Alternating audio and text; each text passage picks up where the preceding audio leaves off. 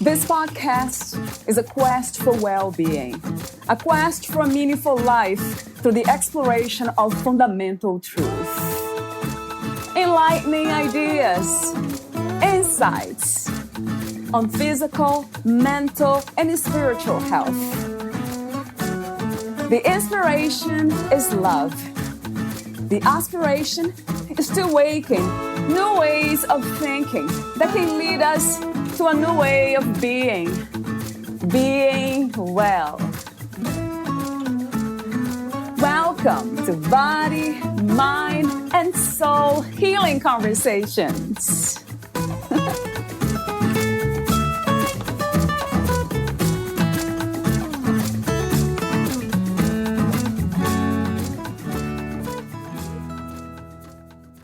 Grief and sadness from the loss of the family unit, certainly. But perhaps more underneath that. Perhaps there's unprocessed grief and sadness from before you even met your ex-partner. Projection and blaming may be an unconscious attempt to avoid feeling pain and grief that is waiting in our bodies to be processed. A fight is something we can do, whereas just being with the crushing grief of a lost future with the child you love and the partner you loved, and probably still do, is probably something you'd prefer to avoid. But the pain and the grief can't be as bad as the running away and all the disruption and damage that entails. There is no escaping the pain and grief, only a choice to begin processing it or deferring it, and thereby accruing interest on it. Parents and children must grieve for their lost worlds before they can heal. The greatest thing a parent can do for their child at this time is demonstrate how to accept and process grief and sadness. A healthy relationship with sadness is an important life skill that mature and responsible adults can teach their children. Sadness, after all, is coming into all our lives, sooner or later. Valerie Attelli's interviews Zach Fine, a psychotherapist and speaker. Zach Fine is a specialist in men's issues.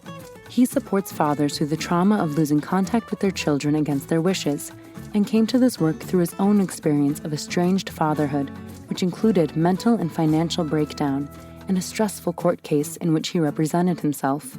This darkness and grief cracked open something in Zach that called him to service. He found his path as an underworld guide, supporting fathers living in a toxic trap of fear, anger, rage, and grief, in what can only feel like a silent void when these emotions are not understood or accepted in the family court system or wider culture. Zach created the ceasefire method to integrate concepts from neuroscience, family systems, and war to support men as they try to settle their nervous systems, understand and manage their trauma responses, explore the relational dynamics at play with their ex-partners, think strategically, and be the best fathers they can be for their children. Zach is an advocate for the nascent field of male psychology, which acknowledges valuable and complementary differences between masculine and feminine archetypes, or deep biological programs that have been ignored or rejected by much of the therapy professions. His vision is to promote healing and understanding between the sexes for the benefit of future generations, because children who are damaged by family conflict often grow up to act out their traumas in the world. There is nothing as dangerous as a powerless young man, and to this end, Zach is training to become a mentor for young men caught up in the criminal justice system. Meet Zach at zachfine.co.uk. Here is the interview with Zach Fine.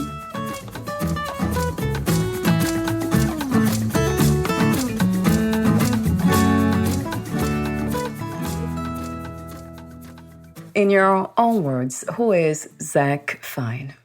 Good question. I'm a man. I'm 37. I'm a father. I am a brother, a son, a grandson, and I'm a being, and I'm a soul on a journey. Yeah, I also happen to be working as a therapist, a psychotherapist. It all seems to be the same thing at the moment for me. It doesn't feel like there's much separation between any of it. In fact, the further I go, the more the same thing it feels like. So being a father and a son and a therapist, for example, feels like the same thing sometimes. What is to be a man from your perspective? Like, what is the concept you have as of today? And how do you define masculinity?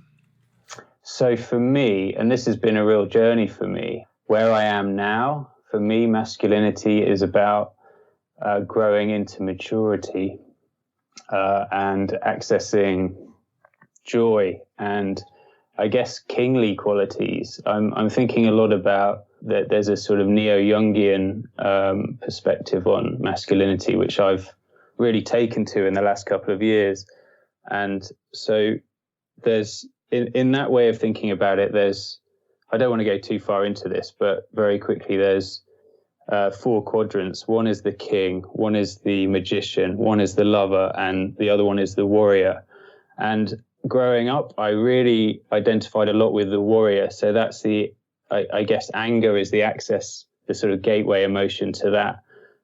It's all to do with strength and power. And I didn't have a very 3-dimensional understanding of what masculinity was until I started going deeper and deeper into this. And I realized that actually for a long time in my life, I'd been living quite shut down without much access to my heart, the love piece. And of course, you can't become a balanced, mature man until you start working with all of these pieces.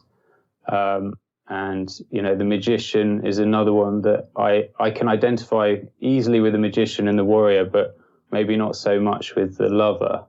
But it's different for everyone. But I guess my idea of masculinity now, as I'm working more and more with it, is this idea of balance and integration. And really, we don't know what it looks like when a man is really in his power, because we just don't see it much.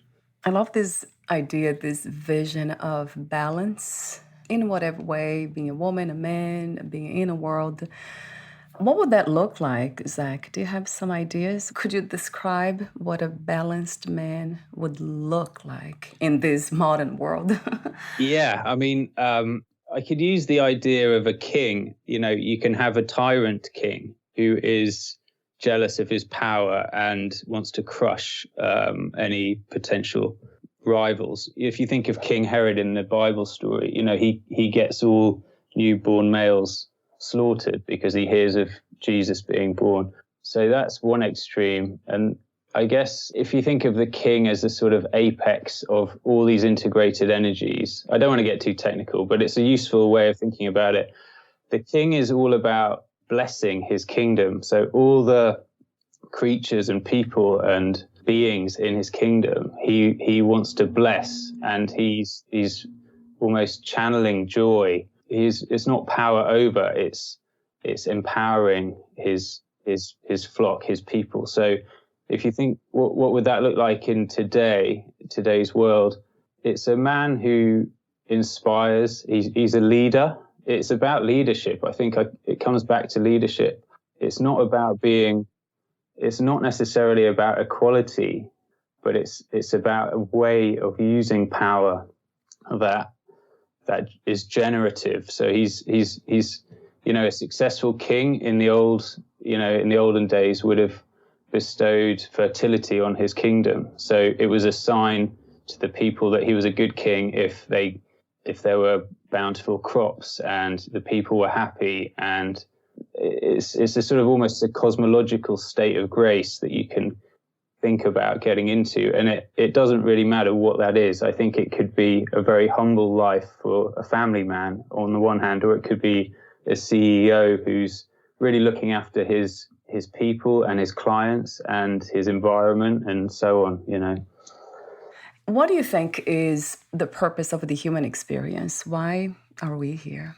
So my own personal experience and understanding of that is that it feels to me as though I'm here to make sense of suffering, my own suffering, and turn it into something that it's the same thing as enlightenment. It's almost the same process, is going into the dark to see, to transform, and then emerge into light. But you do need to go, for me, I've understood my journey so far as very much feeling grateful for those times that I've been in the darkness and I've felt lost and, maybe despairing.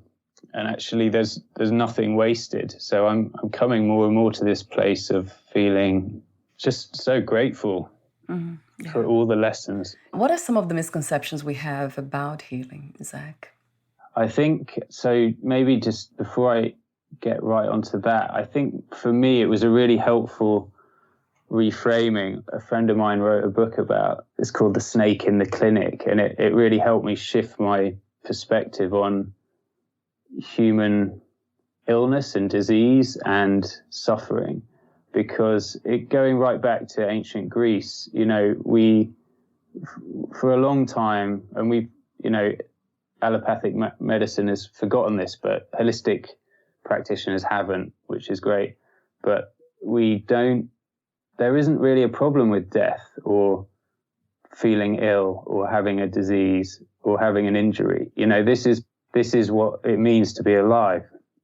And actually our bodies give us messages all the time if we stay open and curious.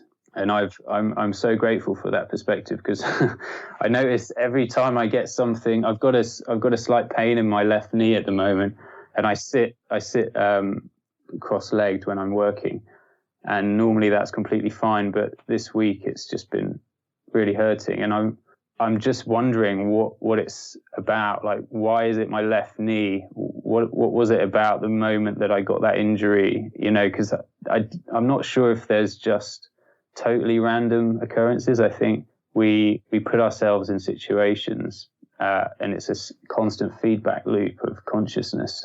So to get back to your question, what are the misconceptions of healing? I think maybe for me, one of them is, oh, you've got a pain in your knee, take this tablet and that's a solution, and then forget about it and go and do something else. I think, no, what about opening to it and sitting with the pain and maybe sitting through the pain, or just welcoming the message from. I did it recently or last year with a bad back. I sort of consciously tried to welcome the sensations from my back, which might sound a bit mad, but it really it changed the whole quality of that few days. It was very different to just being ill. It was much more than that then. Yeah.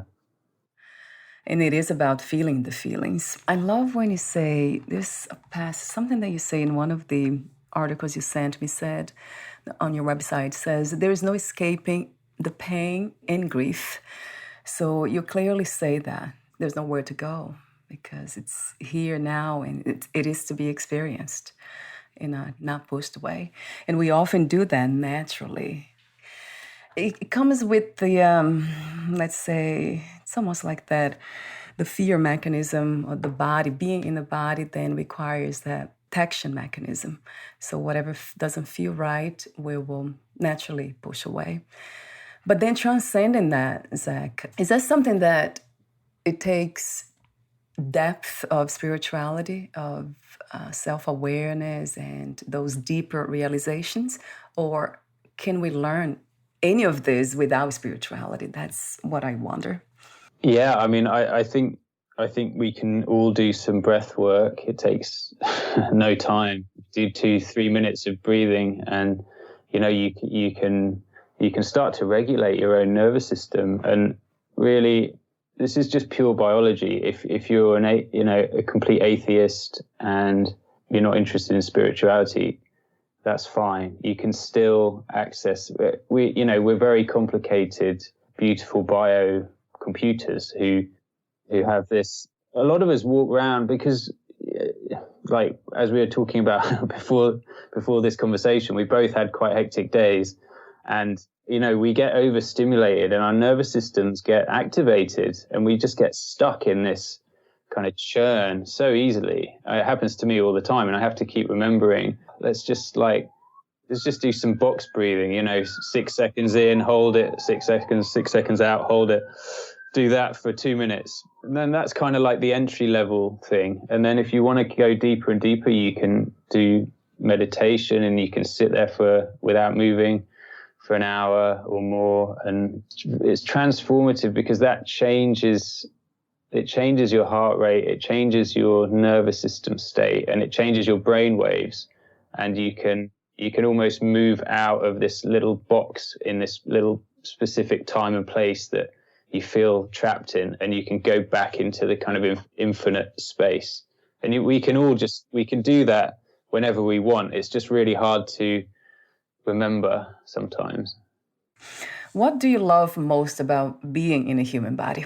I don't know what it was, but since I got back from a trip, and I'd been camping and sleeping in my car and roughing it for quite a while, just last weekend. And I had this run of about 4 nights just sleeping in a normal bed again. And I had the most incredible, epic dreams all night. And I kept coming in and out and just going back in.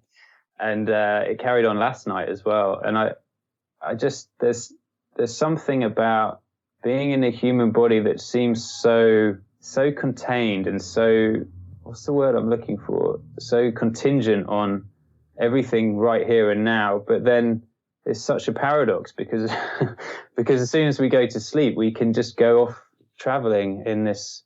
We don't know we've got no idea what we're doing. I mean, we really know nothing about ourselves in some respects. So I guess that for me is part of the magic that I'm sitting with all the time.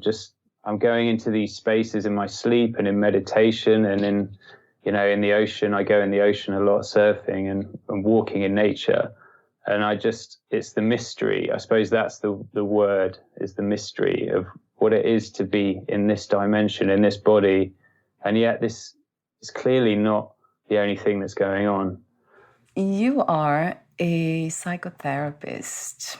Why did you choose to become a psychotherapist, Zach? Well, it kind of happened to me gradually. I was a journalist in London, and then I moved into PR, and I really didn't enjoy PR. I found it really not good for me. I was having to be something that felt fake.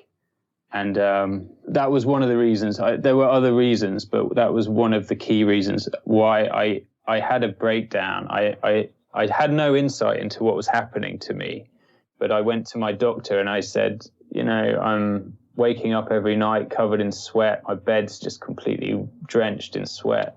And I wake up before dawn completely dreading the day. And I don't know why. And he said, well, you're very ill. We need to help you. So he prescribed me some antidepressants and a course of talking therapy. And then I got into tennis. I've never really been into tennis, but he just said, go and do something that is physical and with some other people. And I was so grateful for that because it was really simple. It was just doing those 3 things. Within about 6 months, I came out and I stabilized. I sort of came out of this state of constant anxiety and what's the word I'm looking for?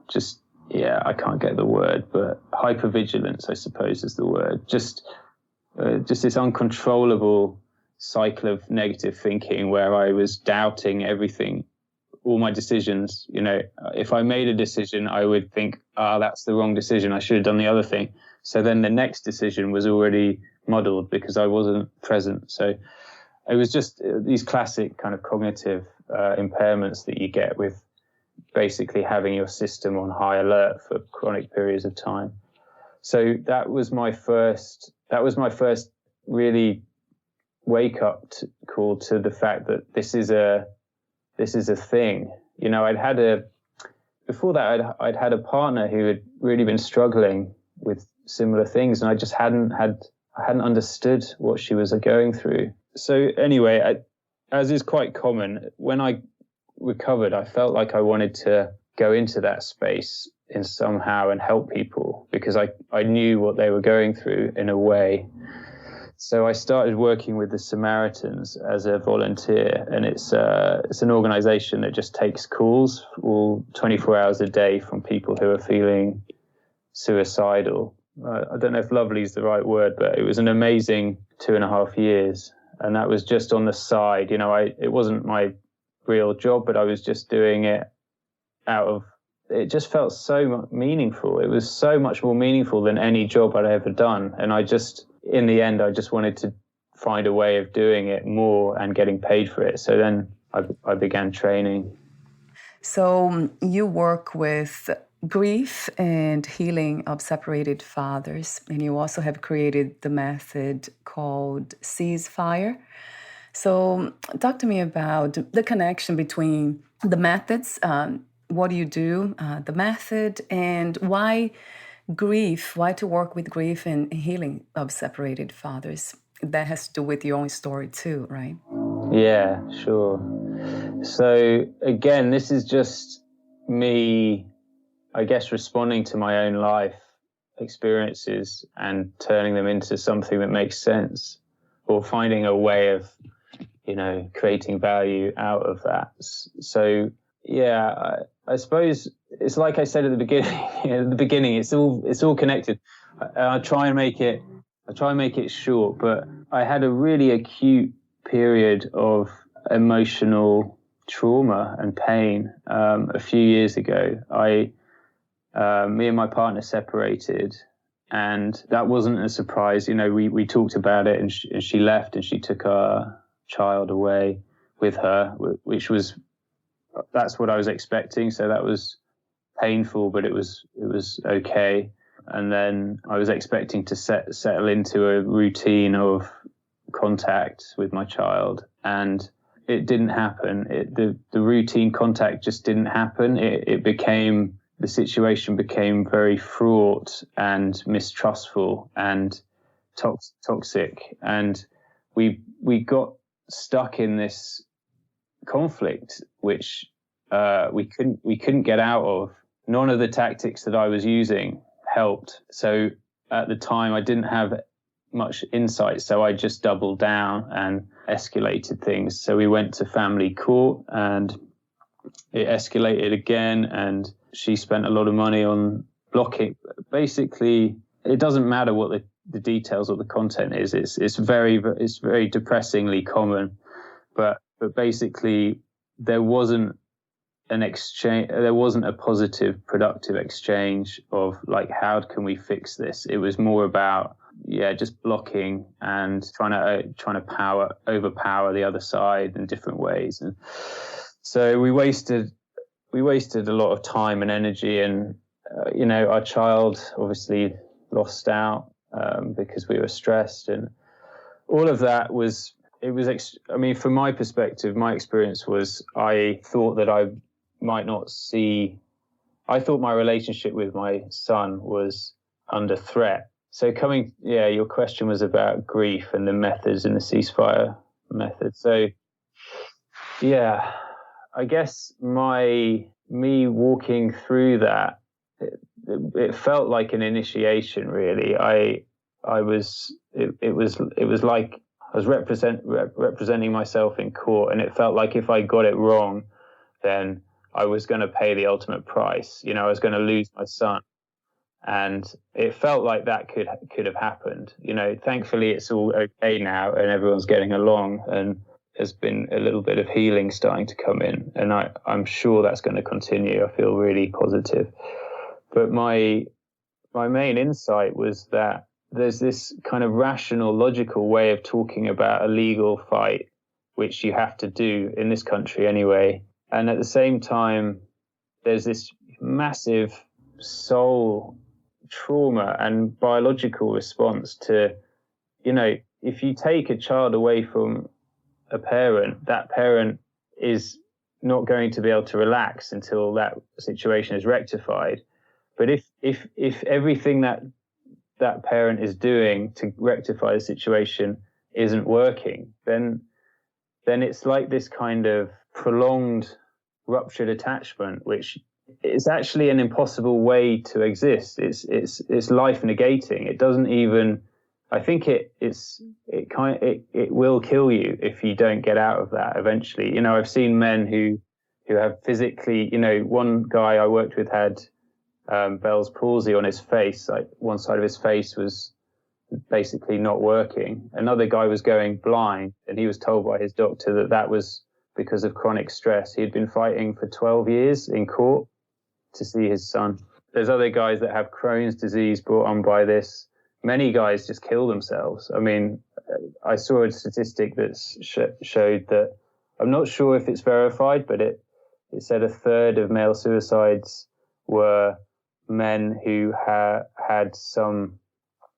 an account with the child maintenance agency, which is the, you know, it's the agency in this country, in the UK, that takes you call it alimony, don't you? If you're ordered by a court to pay a certain amount of money. So there's a real connection here with, it's a very dangerous space to be in when you've got this ruptured attachment, you've got this extreme grief, but at the same time, the child isn't dead. You can't actually grieve the passing of that child. The child is still alive, and he may be living round the corner. Where do you put that? How do you live? That's the question that I was left with, and no one that I spoke to in the court system had much insight into that, even that there might be a good reason why men were acting emotionally. Because if you act emotionally in court, you're automatically branded unstable by the magistrate or the judge. And in some cases, every judge is different. So in some cases not, but generally what you have to try and do is be completely in command of yourself and very calm and almost just like you're in a business meeting, you know. And it's really difficult to describe how difficult doing that is.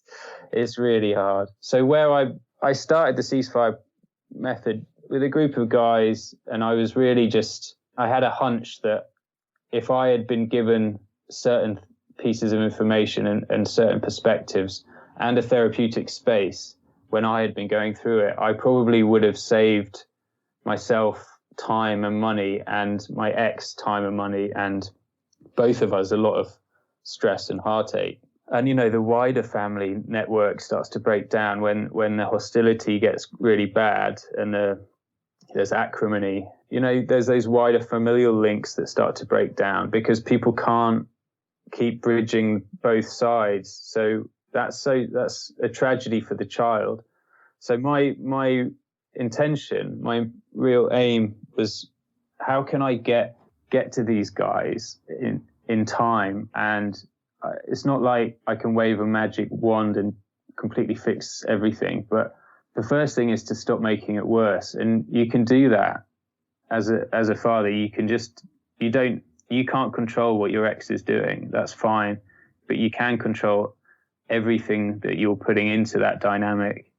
And the first thing is just understanding what it is, what the dynamic is. What is the conflict dynamic? Like, what's keeping it going, and what is your part in that, and what can you change? Yeah. Do you somehow integrate psychotherapy and spirituality? I think for me, I've been on an increasingly spiritual path,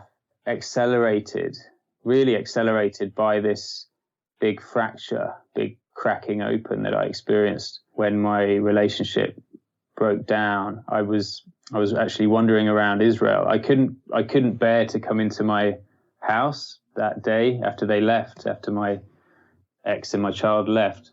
So I quickly ran in and grabbed a bag and my passport, and I got on a plane. I don't know why, but I got on a plane to Israel, and I was wandering around there for a couple of weeks, and I just had this very deep beginning of a sense of an initiation into something which is hard to put words around, but that's been deepening and deepening and deepening through certain individuals have been coming into my life, and then it's almost I've just learned now to completely trust this process and just surrender to it. But it's something I wouldn't necessarily have really understood or been able to appreciate if you had told me this, a few years ago. I would have thought, yeah, I don't know.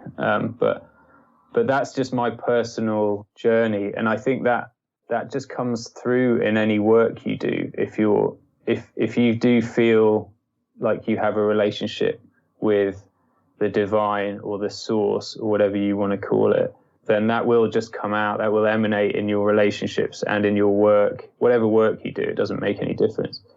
So I think for me, yeah, it's a natural integration. It's not something I go on about to my clients unless they're in that space, and then it falls in naturally. It's so easeful. It doesn't need to be pushed. And actually what I found in the last ceasefire method group of guys is that we went really spiritual, very, very soulful stuff. A few of them were Christians, but the other ones were it just felt all the same kind of thing. We were really enjoying that. We were very, what's the word? It felt very transcendental at times, or something. I don't know if that's quite the right word, but I was blown away. I was really kind of loving it.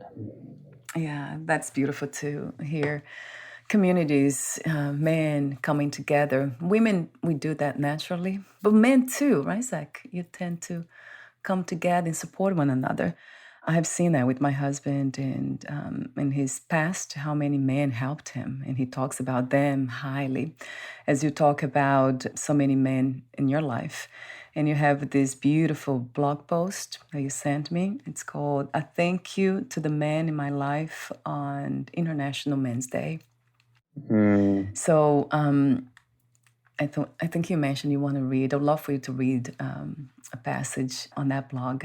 But before that, I do have a question for you about self-love. Do you talk about self-love with your clients and not self-acceptance, which has to do with self-love, but self-love, not self-care necessarily?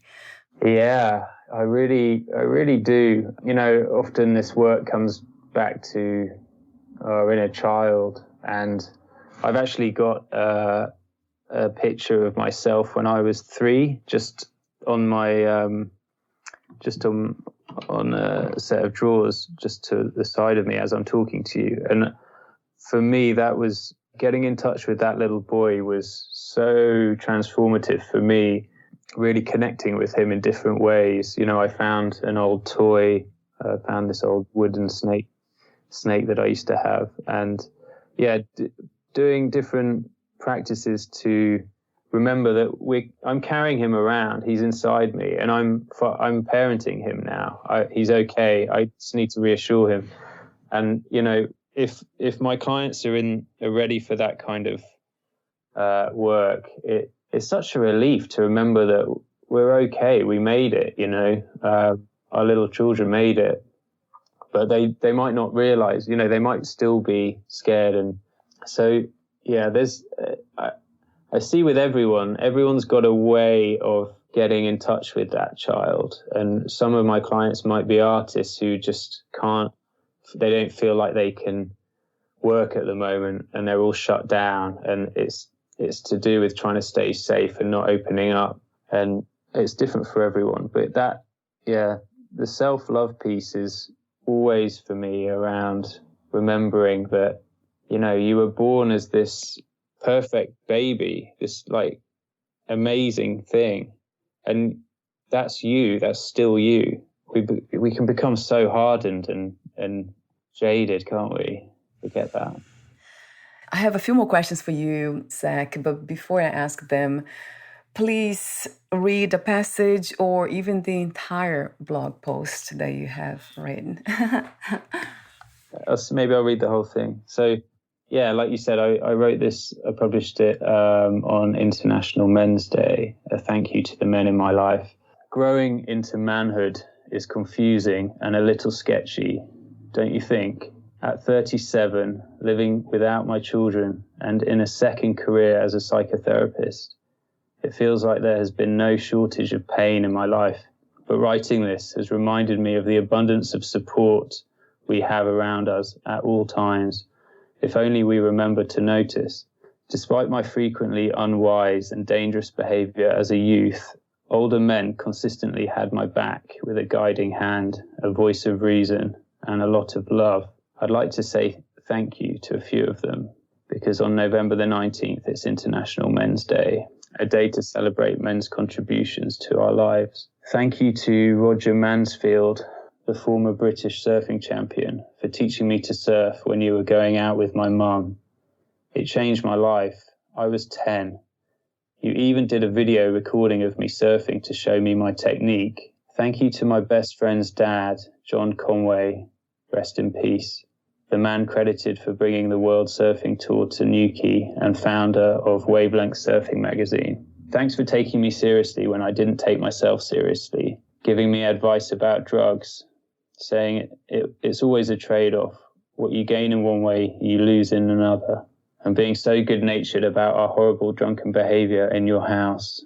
Thank you to the judge who stood up for me when I was 14. I'd been skateboarding down Falmouth Moor Hill on my Sector 9 skateboard when a traffic warden shouted, ran at me and fell, hurting her knee. She sued for damages in Truro Crown Court and I was petrified. But you told her, you put yourself in Zach's way. Skateboarding is not a crime. Your attitude gave me a lifelong faith in our legal system, imperfect as it is. Thank you to my father for maintaining a loving presence in my life and prioritizing good relations with my mother, even after having your heart broken when you lost regular contact with me from the age of 4. Thank you for being steady and still supporting me in so many ways, especially in understanding business, but also for your unstinting belief in me as someone innately good and with something to offer the world, even when, at times, my confidence and self-worth has been very low. Thank you to the male school teachers who saw through my cockiness and pressed the deputy head not to expel me after I committed an idiotic act of vandalism in the library. Thank you to the officer who dealt with me at Falmouth Police Station.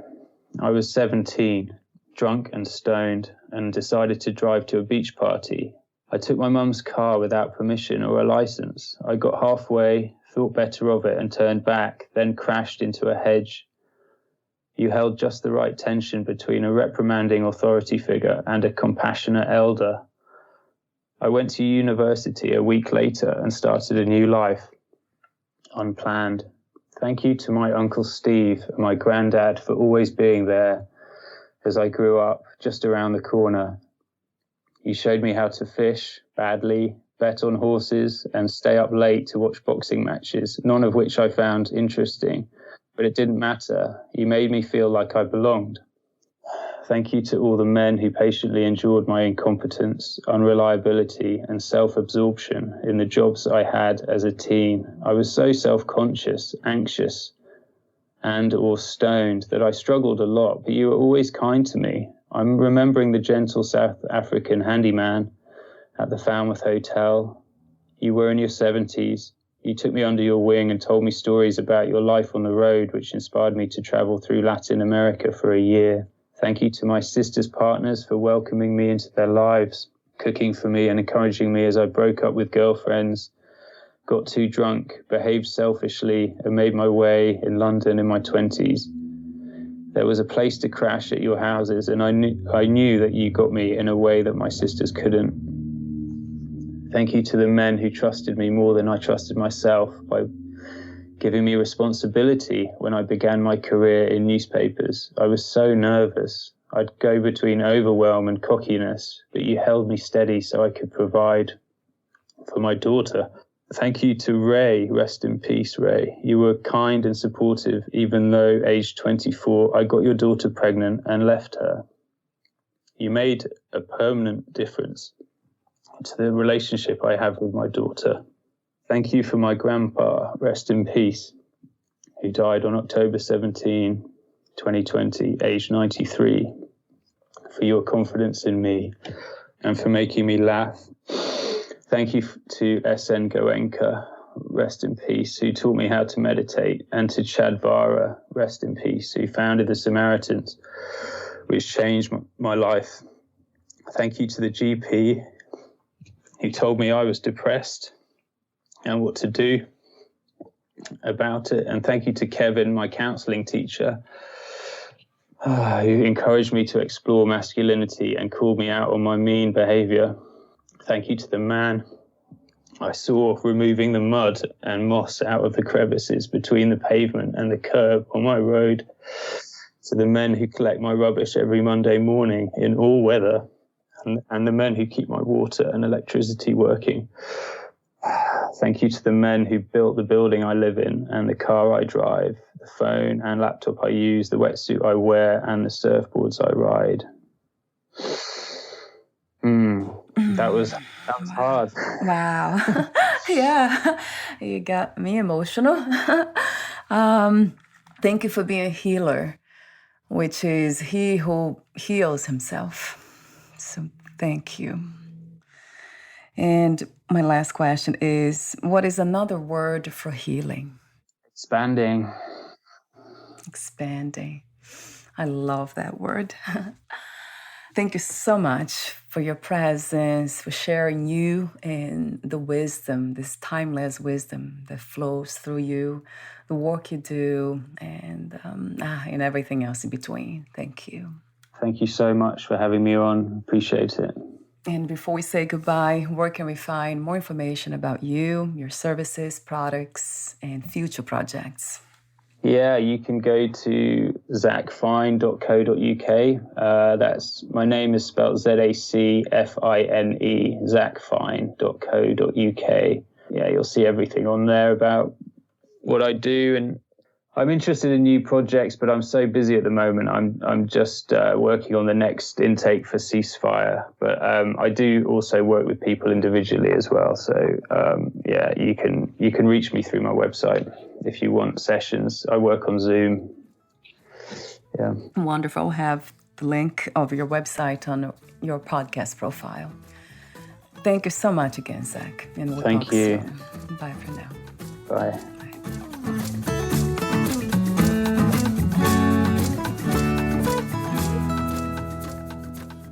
Thank you for listening. To learn more about Zach Fine and his work, please visit zacfine.co.uk.